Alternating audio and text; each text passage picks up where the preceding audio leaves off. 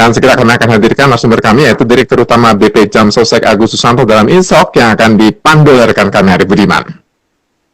Ya, terima kasih Asrofi dan selamat sore pendengar, selamat sore juga netizen di live Instagram @elsinta_news_and_talk. Saya sudah bersama dengan Direktur Utama BP Jam Sostek, Bapak Agus Susanto. Selamat sore, Pak Agus. Selamat sore Pak Arif. Pak Agus ini lagi sibuk-sibuknya, lagi jadi primadona nih dari banyak media dan juga perhatian masyarakat ya, terutama terkait dengan bantuan yang akan diberikan kepada pekerja sektor swasta. Pak Agus, cerita sedikit dong Pak Agus, sudah sampai mana ini progresnya Pak Agus? Iya betul, jadi saat ini kita sedang dalam proses mengumpulkan nomor rekening bank. Ya, karena memang kita di database kita tidak memiliki data nomor rekening bank dari seluruh peserta BP Jam Sostek.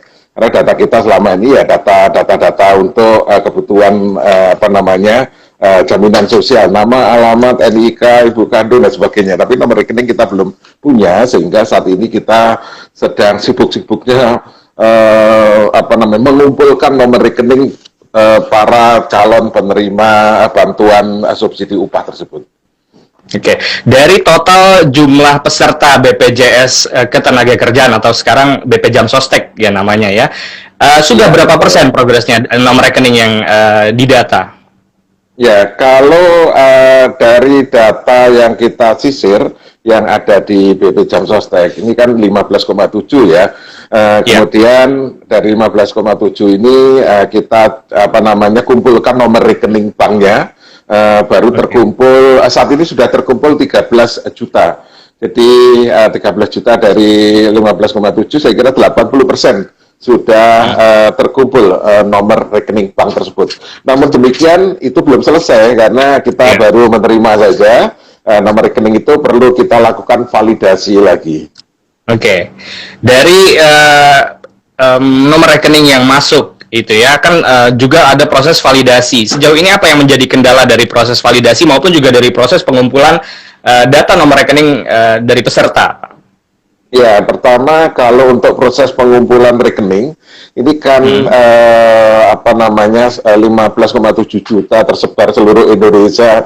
Saya kira satu tantangan tersendiri bagi kita, dan ada kemungkinan beberapa pekerja itu tidak memiliki rekening ya, atau mungkin sudah pindah tempat, alamat nggak bisa dihubungi dan sebagainya. Nah, ini salah satu kendalanya, sehingga saya kira tidak mungkin bisa tercapai 100% dari 15,7 karena hal-hal tersebut. Kemudian kendala untuk validasi ini ada dua ya di validasi ini. Validasi yang dilakukan oleh pihak eksternal dan validasi yang dilakukan oleh internal BP Jam Sostek. Yang eksternal ini contohnya melakukan validasi dengan perbankan. Dari 13 juta rekening yang sudah masuk, kita lihat ternyata terdiri dari berapa bank? 130 bank. Jadi tersebar di 130 bank dan kami harus melakukan validasi itu. Dan kita saat ini sedang proses melakukan validasi dengan perbankan, tidak bisa cepat karena ini bisa mengganggu operasional dari perbankan tersebut, dan ini sudah kita lakukan dengan melalui API gateway secara automatically by system. Oke, nah Pak Agus, banyak juga pertanyaan yang masuk ke redaksi Elsinta mengenai bantuan ini ya Pak ya, yang akan diberikan pemerintah. Mereka bertanya, syarat lainnya misalnya mulai kapan kepesertaan BP Jam Sostek yang dihitung mendapatkan bantuan, apakah misalnya ketika ada pekerja yang gajinya di bawah 5 juta tetapi belum didaftarkan perusahaannya atau pemberi kerjanya ke BP Jam Sostek, ini juga mempunyai hak yang sama Pak Agus? Ya, jadi sesuai dengan kebijakan dari pemerintah untuk pemberian bantuan subsidi upah ini adalah kepada para pekerja yang terdaftar di BP Jam Sostek aktif per tanggal 30 Juni 2020. Jadi kita lihat, kita turunkan data per 30 Juni 2020 dengan upah di bawah 5 juta kita mendapatkan angka tersebut.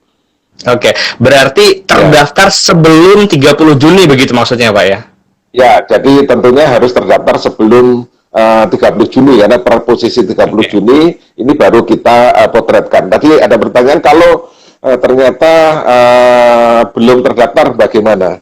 Nah, tentunya sesuai kebijakan kan yang kita ambil datanya per 30 Juni. Tetapi saya ingin sampaikan bahwa pada dasarnya untuk menjadi peserta atau terdaftar di BP Jam Sostek ini bukan semata-mata karena bantuan subsidi upah ini, tetapi memang manfaatnya menjadi peserta BP Jam Sostek sangat besar sekali, mendapatkan perlindungan jaminan sosial atas beberapa risiko kecelakaan kerja, kematian, hari tua, pensiun, dan saya kira ini hanya nilai tambah aja menjadi peserta BP Jam Sostek saat ini diberikan bantuan subsidi upah. Ya, atau misalnya ketika ada pekerja yang hitungannya adalah barulah sebagai karyawan di suatu perusahaan, kemudian perusahaannya belum mendaftarkan si karyawan tersebut, berarti tetap tidak termasuk yang menjadi penerima ya Pak ya, meskipun dia bekerja di perusahaan yang perusahaannya juga mendaftarkan karyawannya ke BP Jam Sostek begitu ya? Ya, jadi kalau didaftarkan setelah tanggal 30 Juni tentunya tidak tercapture di dalam data pihak yang penerima. Tetapi sekali lagi bahwa sebagai pekerja ini kan merupakan hak pekerja untuk mendapatkan jaminan sosial. Karena ini pekerja itu selain mendapatkan gaji atau upah setiap bulan, sebetulnya mendapatkan upah juga yang dikonversi atau diwujudkan dalam bentuk jaminan sosial. Nah, saya kira pekerja harus meminta kepada pemberi kerja, dan pemberi kerja atau perusahaan ini merupakan kewajiban. Jadi berdasarkan perintah undang-undang, perusahaan itu wajib untuk mendaftarkan karyawannya ke BPJS Ketenagakerjaan. Oke. Meskipun dia statusnya karyawan kontrak begitu, Pak? Ya, betul. Jadi ini tidak melihat status apapun sepanjang memperkerjakan orang, itu ada kewajiban para pemberi kerja untuk mendaftarkan pekerjanya di BP Jam Sostek. Oke, ada pertanyaan dari pendengar kami Pak Herman di Tangerang ini melalui WhatsApp nih Pak Agus. Kalau untuk pekerja dapat subsidi 600.000, kemudian untuk driver daring bagaimana nasibnya misalnya? Ketika dia mendaftarkan diri sebagai peserta BP Jam Sostek mandiri Pak, gitu. Padahal saya tidak bekerja, ya orderan juga meskipun masih lancar, tapi saya tidak dapat gaji. Tapi saya juga peserta BP Jam Sostek tapi mandiri Pak. Ya, saat ini kebijakan dari pemerintah diberikan kepada pekerja sektor formal, atau kalau di bahasa jaminan sosialnya adalah pekerja penerima upah. Nah, untuk pekerja yang daring tadi adalah sektor pekerja bukan penerima upah atau pekerja informal. Kebijakannya saat ini baru untuk pekerja formal saja, Pak. Ya itu supaya tidak terjadi simpang siur berita ya Pak ya, karena banyak sekali juga pertanyaan ke masyarakat di media sosial. Kita juga tahu ya Pak Agus bagaimana masyarakat sangat berharap sekali terhadap bantuan yang diberikan pemerintah ini. 600.000 buat kami di kondisi yang seperti sekarang ini sangat-sangat terasa sekali manfaatnya Pak Agus. Ya, ini 600.000 dibayarkan selama 4 bulan dan dibayar 2 kali. Jadi sekali bayar itu 1,2 juta. Ya, kemudian ada Pak Riyadi Subakir ini di Ciputat. Assalamualaikum. Waalaikumsalam. Mohon maaf Pak Agus, saya mau tanya, bagaimana dengan perusahaan yang tidak mau mengikut sertakan karyawannya dalam BP Jam Sostek atau Jam Sostek Ketenagakerjaan dan gajinya kurang dari 4 juta, Pak Agus? Ya, jadi seperti saya sampaikan tadi bahwa sesuai ketentuan undang-undang, perusahaan wajib untuk mendaftarkan karyawannya ke BPJS Ketenagakerjaan untuk mendapatkan perlindungan jaminan sosial. Jadi ini perintah undang-undang. Jadi perusahaan tersebut wajib untuk mendaftarkan. Saya kira para pekerja harus mengkomunikasikan juga ke perusahaan. Ada kewajiban perusahaan yang harus dilakukan untuk mendaftarkan karyawannya. Oke, Pak Agus. Masyarakat juga ingin tahu bagaimana misalnya ketika ada perusahaan yang melaporkan upah karyawannya tidak sesuai dengan upah yang didapatkan. Ada manipulasi data, Pak Agus. Pasti ada lah 1 atau 2 perusahaan yang bandel begitu, Pak. Ya, betul sekali Pak Arief. Jadi ini sangat potensi tersebut bisa saja terjadi. Perusahaan tidak jujur melaporkan upah yang sebenarnya. Sebetulnya kalau hal ini terjadi, siapa yang dirugikan? Itu dulu. Yang dirugikan adalah karyawan. Kenapa? Karena karyawan itu menerima upah dalam bentuk uang tunai bulanan dan juga dalam bentuk upah yang dibayarkan dalam bentuk iuran kepada jaminan sosial. Jadi kalau upah sebenarnya katakan 10 juta dilaporkan hanya 3 juta misalnya atau 3 juta. Karyawan tidak akan menerima haknya tersebut. Jadi karyawanlah yang akan dirugikan. Saya kira pada karyawan tolong cek apakah gaji Anda yang dilaporkan ke BP Jam Sostek itu sesuai dengan upah sebenarnya. Caranya sangat mudah, bisa melalui seluruh kanal website kita atau melalui aplikasi kita BPJS TKGU untuk dilakukan pengecekan. Oke, bisa mengecek kepesertaannya di BPJS TKU melalui aplikasi media sosial maupun juga di website begitu ya Pak Agus. Betul. Nah, tapi tentu meskipun begitu adalah potensi salah sasaran nih Pak nanti ketika misalnya dana ini sudah dicairkan. Apa ya kemudian untuk mengantisipasi hal ini Pak Agus yang setidaknya meminimalisir lah resiko salah sasaran nanti atas bantuan ini? Iya, betul. Jadi sekali lagi bahwa data yang kita turunkan ini berdasarkan upah yang dilaporkan oleh perusahaan kepada BP Jam Sostek dan tercatat di sistem BP Jam Sostek. Tentunya kalau ini upah yang dilaporkan tidak benar, ini menjadi tanggung jawab pemberi kerja atau perusahaan. Karena sesuai dengan undang-undang dan juga peraturan pemerintah ditegaskan di situ bahwa perusahaan wajib memberikan data para karyawannya kepada BP Jam Sostek dengan benar. Kalaupun ada perubahan atas data tersebut harus dilaporkan kepada BP Jam Sostek. Jadi saya kira kalau saya minta ini kepada para perusahaan untuk betul-betul melaporkan upah karyawannya itu dengan sebenar-benarnya supaya tidak salah sasaran. Dan kalau ternyata salah sasaran kepada pekerja yang menerima dengan gaji di atas 5 juta, ada kewajiban untuk mengembalikan. Jadi ini sudah diatur di dalam Permenaker yang baru saja terbit, bahwa kalau ada salah sasaran, ini menjadi tanggung jawab perusahaan dan penerima atau pekerja yang menerima bantuan itu ada kewajiban perintah regulasi untuk mengembalikan kepada negara. Oke, kalau misalnya terjadi ketidaksesuaian pelaporan upah begitu ya Pak, seperti yang sebelumnya kita bahas, tentu kan akan berdampak juga terhadap JHT. Tadi Pak Agus juga sempat menyinggung, apakah misalnya pekerja gitu ya berhak menanyakan kepada HRD lah di kantor begitu ya, sebenarnya berapa sih nilai gaji yang dilaporkan, gaji saya yang dilaporkan ke BP Jam Sostek? Karena ini balik lagi berkaitannya dengan JHT ya Pak. Kita agak bergeser sedikit, nggak apa-apa ya Pak Agus ya?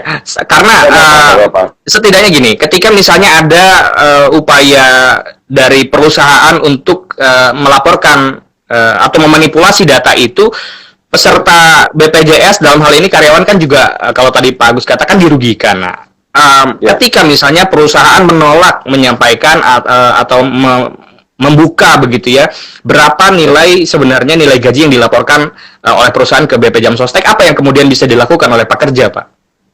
Ya, saya kira ini hak dari pekerja untuk menanyakan atau mengecek kebenaran upah yang dilaporkan kepada BP Jam Sostek. Oleh karena itu, ini kita fasilitasi melalui beberapa kanal kita. Silakan untuk dicek kebenaran upahnya. Misalnya Mas Arief yang dilaporkan di kita berapa, upah sebenarnya berapa, ya upahnya ada 100 juta, dilaporkan cuma 4 juta ya kan. Nah ini bisa dilihat di aplikasi kita. Nanti di aplikasi kita itu ada pelaporan, nanti sampaikan di situ, atas dasar laporan itulah BP Jam Sostek bisa menindaklanjuti. Kita akan melakukan pengecekan kepada perusahaan, kita bisa bekerja sama dengan dinas ketenagakerjaan setempat untuk melakukan pemeriksaan atas kebenaran upah tersebut.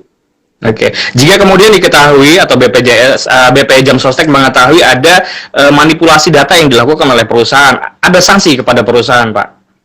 Ya, jadi sesuai dengan ketentuan regulasi ada sanksi apabila perusahaan tidak memberikan data yang sebenarnya termasuk upah yang sebenarnya.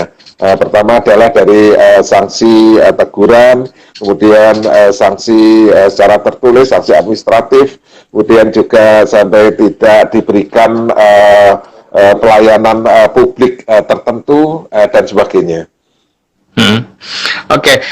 Kemudian juga ada pertanyaan dari masyarakat juga yang mengenai, ada pertanyaan dari masyarakat ini di line telepon yang mau berbincang langsung, Pak Agus ya. Ada Pak Yogi di Bekasi, ada Pak Yanto di Bogor. Pak Yogi, selamat sore Pak Yogi. Selamat sore Pak. Ya, silakan Pak Yogi. Selamat sore. Selamat sore Pak Agus. Ya, selamat sore Pak Yogi. Saya Yogi Pak. Ya, ada 3 pertanyaan Pak terkait dengan kondisi ini. Yang pertama adalah kan tadi yang terdaftar di bulan Juni Pak. Kemudian di bulan Juli, Agustus kami juga mendaftarkan karyawan baru kami masuk menjadi anggota BPJS-TK. Ya, pertanyaannya, bagi mereka yang terdaftar di bulan Juli dan Agustus itu periode kapan dia akan mendapatkan hak yang sama? Itu yang pertama. Kemudian yang kedua, untuk pencairan pertama di bulan apa ya Pak? Itu yang kedua. Kemudian yang ketiga, bagaimana kami memverifikasi bahwa karyawan yang kita daftarkan semuanya sudah cair uangnya, karena ketiga pertanyaan itu pasti nanti karyawan nanyanya ke kita Pak, ke kami pengelola HR, bukan lagi ke BPJS. Itu Pak, 3 poin pertanyaan saya. Terima kasih sebelumnya. Terima kasih Pak Yogi. Waalaikumsalam. Pak Yanto di Bogor. Selamat sore Pak Yanto. Selamat sore, Assalamualaikum. Waalaikumsalam. Pak, saya mau menanyakan Pak, karena kita pekerja gaji upah bulanan, namun sifatnya pribadi saya sebagai sopir Pak, tapi sopir pribadi. Apakah itu kita bisa mendapatkan hak yang sekarang sedang dibicarakan Bapak? Mohon kiranya petunjuknya Pak. Terima kasih. Assalamualaikum. Waalaikumsalam. Terima kasih ya Pak Yogi dan juga Pak Yanto. Pak Yogi tadi dia HR atau mungkin dia pemilik perusahaan lah begitu katakannya. Ada karyawan yang kemudian terdaftarnya di bulan Juli dan Agustus. Apakah juga nanti ada tahap tahap kedua begitu ya untuk penerima subsidi ini Pak Agus? Sekaligus juga menjawab tadi kapan Pak? Ini yang jadi pertanyaan banyak orang, kapan akan dicairkan ini? Iya, jadi betul. Jadi ya kalau terdaftar di bulan Juli dan Agustus ini tidak tercapture, tidak masuk di dalam data yang eligible untuk menerima bantuan tersebut. Ya, kemudian kapan ini akan dibagikan? Ya ini tergantung kebijakan dari pemerintah. Ya, saya kira pemerintah sedang menyiapkan untuk hal-hal tersebut.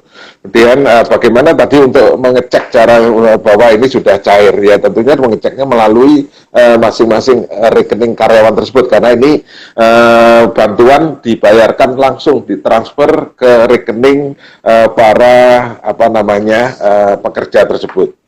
Kemudian itu yang dari Pak Yogi. Kalau Pak Yanto yang di Bogor pekerja sopir ini klasifikasinya adalah pekerja informal atau di kita sebut BPU, bukan penerima upah.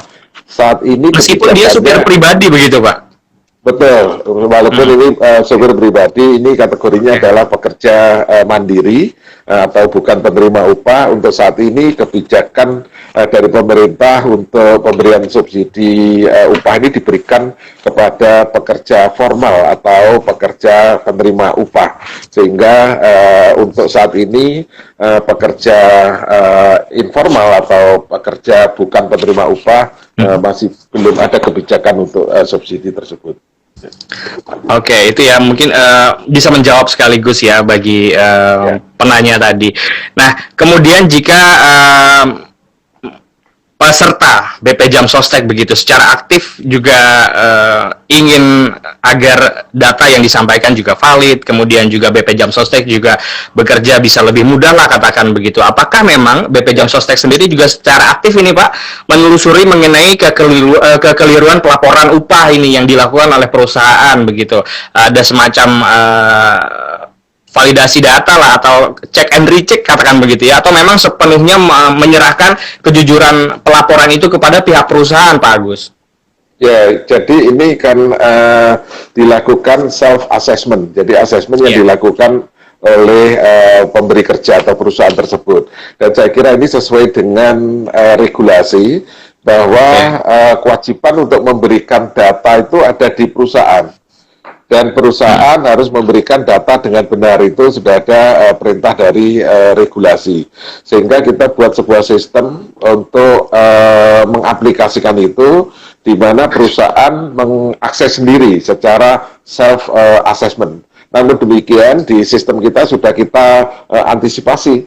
Jadi kalau melaporkan upahnya itu naik lebih dari sekian persen, sistem kita sudah langsung memberikan warning atau menolak ya. Harus minta approval kepada karyawan kami. Begitu juga kalau ada penurunan gaji atau pengurangan karyawan melebihi batas threshold sekian persen ya yang kita pasang, itu juga harus minta approval. Nah, ini adalah cara-cara kita memitigasi kemungkinan dilakukan perubahan upah yang kita tengarai mungkin tidak benar. Oke, berarti by system itu memang sudah ada pengawasannya begitu ya Pak ya? Ya betul, tapi waktu memasukkan sistem tidak mampu mendeteksi yang Anda masukkan benar atau tidak. Jadi kembali kepada pemberi kerja, dan ini sesuai perintah undang-undang, pemberi kerja atau perusahaan itu harus memasukkan data dengan benar. Ya, kemudian juga ada yang juga pengen ditanyakan begitu oleh masyarakat sebagai pemberi kerja gitu.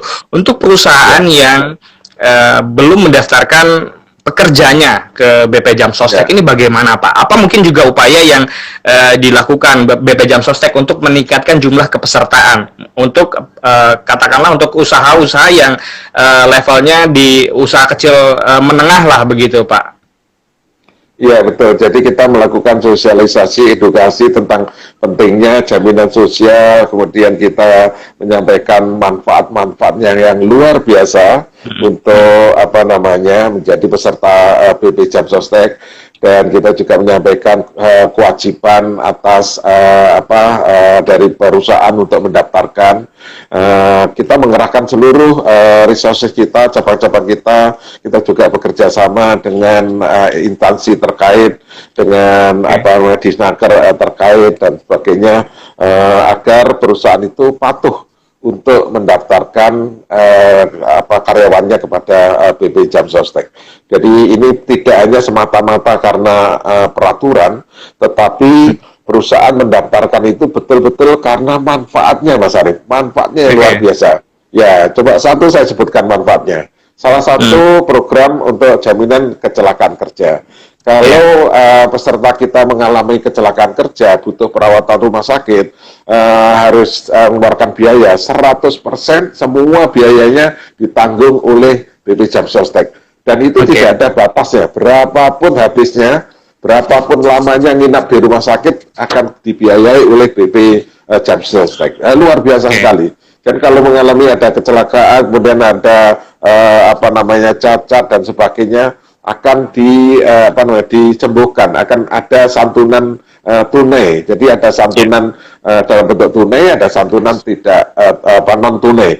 Kemudian kalau sampai meninggal dunia, ini keluarganya mendapatkan santunan, kemudian dua anaknya akan mendapatkan beasiswa. Dua anaknya akan mendapatkan beasiswa. Saya kira belum lagi manfaat-manfaat yang lain. Kalau saya ceritakan manfaatnya butuh waktu beberapa lama nanti.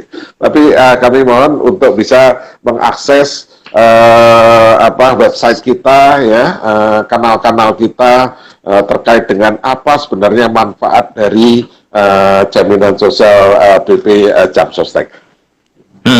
Pak, ada pertanyaan melalui WhatsApp di redaksi kami nih, Pak Gunawan Kusumo. Untuk validasi data calon penerima subsidi, kenapa calon tidak diminta KTP elektronik untuk kemudian diverifikasi di Ditjen Dukcapil sebagai pengelola database kependudukan yang saat ini sudah rapi dan akurat? Ini jauh lebih efektif menurut saya daripada harus memverifikasi ulang karena ke masing-masing bank. Kemudian juga ada Ibu Andini di Riau. Status saya pekerja di bulan Juni terdaftar di PTA, tapi peserta tersebut pindah ke PTB ini Pak di bulan Juli. Bagaimana status subsidi pekerja tersebut? Karena di PTA-nya sudah nonaktif dan di PTB tidak bisa melaporkan karena memang mereka menerima pekerjanya di bulan Juli. Ketika misalnya terdaftar di bulan Juni tapi sudah dinonaktifkan, berarti tidak dihitung ya Pak ya? Ya, yang non aktif tidak dihitung, hanya yang aktif saja. Oke. Kemudian juga Pak Junaidi di Bintaro mau tanya lagi nih Pak, mungkin bisa dijelaskan kembali nih Pak Junaidi juga penasaran kapan dicairkan bantuan ini Pak, dan apakah nanti hanya 4 bulan ini atau ada term yang kedua nantinya Pak? Ya, jadi kapan tepatnya kita tunggu nanti pengumuman dari pemerintah ya, karena ini ada di ranahnya pemerintah. BP Jam Sostek sebatas menyiapkan data calon penerima subsidi ini. Kemudian apakah ini 4 bulan saja, kemudian seterusnya akan ada. Sekali lagi ini tergantung kepada kebijakan pemerintah. Saya kira ada di ranah pemerintah. Tapi mengenai validasi, kita memang lakukan secara automatically validasi ke Dukcapil, tetapi kita perlu dengan perbankan karena ini untuk memverifikasi nomor rekening dan data rekening di bank tersebut untuk mengecek bahwa rekeningnya tidak masih aktif, supaya waktu transfer nanti tidak ada reject dan sebagainya. Ya. Tapi kita lakukan beberapa verifikasi yang lain. Ya. Oke. Ya, ada Pak Supian ini juga mau bertanya, untuk peserta penerima BLT pekerja begitu ya, dalam satu instansi ini kan menginput SIPP rekening banknya untuk karyawan kan beda-beda ya Pak, antara karyawan satu dengan yang lain misalnya. Dia tidak seragam nih, ada misalnya katakan yang menggunakan Bank BRI, Bank Mandiri, dan bank-bank lainnya. Apa boleh misalnya pakai selain Himbara, misalnya Bank BPD begitu Pak? Ya, boleh. Itu banknya apa saja. Jadi kita akan transfer ke rekening masing-masing peserta kita. Jadi saat ini sudah ada terkumpul 13 juta rekening ini tersebar di 130 bank. Jadi tidak hanya di Bank Himbara, jadi ada 130 bank. Tetapi harus nomor rekening, nama di nomor rekening tersebut harus sama dengan nama kepesertaan di BP Jam Sostek. Setelah kita lihat dari 13 juta, ya setelah kita lihat, kita sisir tadi beberapa itu, ternyata banyak juga yang mengirimkan nomor rekening yang namanya beda. Kayaknya ini nomor rekening saudaranya, adiknya, atau temennya. Ya terpaksa ini harus kita kembalikan lagi. Oke, berarti memang harus jelas begitu bahwa data yang terdaftar di BP Jam Sostek sesuai dengan nomor rekening yang akan menerima begitu ya, jangan sampai nanti salah transfer ya Pak ya. Iya, jadi nomor rekening yang diberikan ke BP Jam Sostek harus sama dengan nama peserta yang tercatat di BP Jam Sostek. Oke, itu Pak Agus, ada mungkin yang ingin disampaikan kepada pendengar El Sinta maupun juga netizen yang sekarang sedang menyaksikan live Instagram kita Pak Agus mengenai bantuan subsidi upah bagi para penerima kerja peserta BP Jam Sostek. Pak Agus silakan. Ya, baik. Jadi saya kira bantuan subsidi upah ini adalah nilai tambah. Salah satu nilai tambah menjadi peserta BP Jam Sostek. Jadi yang paling penting sebetulnya bukan di subsidi ini, yang paling penting adalah ada manfaat lain, manfaat pokok yang jauh lebih penting, yaitu manfaat mendapatkan perlindungan atas risiko kecelakaan kerja, kematian, hari tua, dan pensiun. Nah ini esensi yang sebenarnya. Oleh karena itu kepada para netizen, tolong pastikan bahwa Anda telah memiliki perlindungan jaminan sosial. Karena kalau namanya risiko kecelakaan, kematian bisa terjadi kapan saja terhadap siapa saja. Oleh karena itu, untuk melakukan proteksi dan agar kita bisa bekerja dengan nyaman, pastikan bahwa Anda memiliki perlindungan jaminan sosial dari BPJS Ketenagakerjaan atau BP Jam Sostek. Jika Anda adalah karyawan dari sebuah perusahaan, pastikan bahwa Anda terdaftar. Kalau belum, sampaikan kepada HRD kalian agar segera mendaftarkan. Dan kalau sudah terdaftar, pastikan bahwa upah yang dilaporkan ke BP Jam Sostek benar-benar upah yang sesuai dengan yang Anda terima, karena kalau yang dilaporkan itu lebih rendah, maka yang dirugikan adalah karyawan. karyawan akan menerima hak yang lebih rendah juga. Oke, Pak Agus, satu lagi ada pertanyaan yang tertinggal ini. Yang didaftarkan itu gaji pokok atau take home pay-nya, Pak? Ya, seluruh gaji yang diterima. Oke, take home pay berarti ya, Pak ya? Oke, take home pay. Oke, Pak Agus, luar biasa sekali informasinya. Mudah-mudahan ini juga bisa menjadi pencerah lah bagi masyarakat yang masih bertanya-tanya kapan dan berapa dan apa syaratnya. Pak Agus, terima kasih sekali lagi atas kesediaannya bersama dengan Elsinta sore hari ini, dan tentunya ini mudah-mudahan juga bermanfaat dan diterima dengan baik oleh masyarakat tentunya sebagai peserta BP Jam Sostek. Selamat sore Pak Agus. Baik, terima kasih Pak Aris Budiman, terima kasih, selamat sore. Pendengar, demikian tadi Direktur Utama BP Jam Sostek Agus Susanto mengenai bantuan subsidi upah yang diberikan pemerintah kepada peserta BP Jam Sostek dengan gaji di bawah 5 juta rupiah. Terima kasih atas partisipasi Anda dalam InStock. Apa kata mereka sore hari ini? InStock hadir setiap hari Senin sampai dengan Jumat pukul 5 sore waktu Indonesia Barat di Instagram @alshinta_news_and_talk. Saya Arif Diman, sampai jumpa. Alshinta News and Talk.